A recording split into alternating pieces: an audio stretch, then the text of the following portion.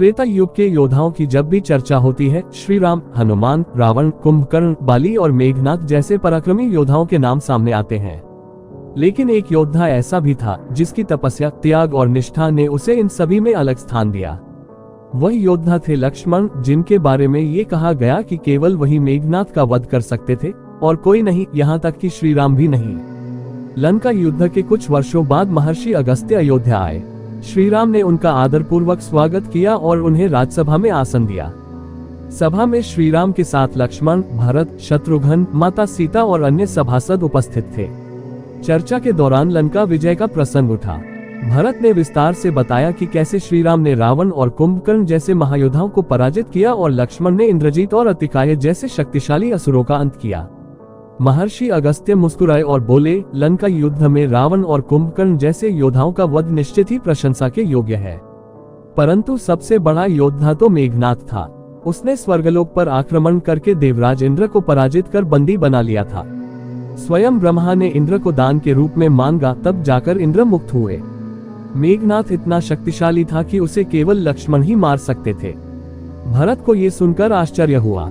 उन्होंने महर्षि से पूछा, गुरुदेव, मेघनाथ इतना शक्तिशाली था तो उसका वध केवल लक्ष्मण ही क्यों कर सकते थे?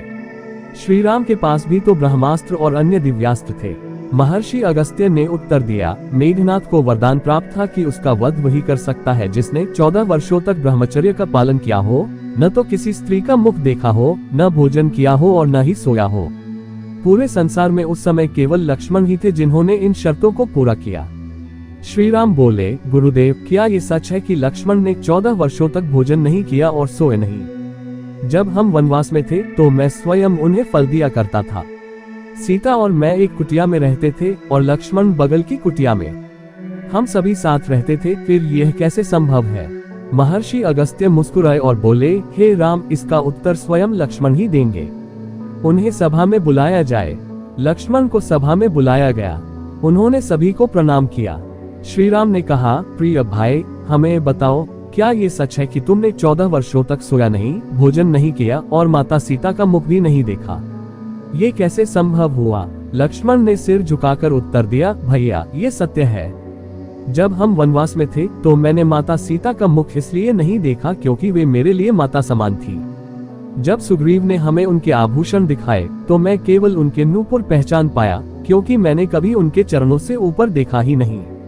वनवास के दौरान मैंने केवल राक्षसी शूर्पणखा और वानर तारा को देखा, और वह भी अनायास।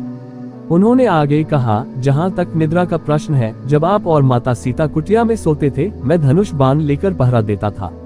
एक रात जब निद्रा देवी ने मुझे बाधित करने का प्रयास किया तो मैंने अपने बाण से उन्हें दूर कर दिया।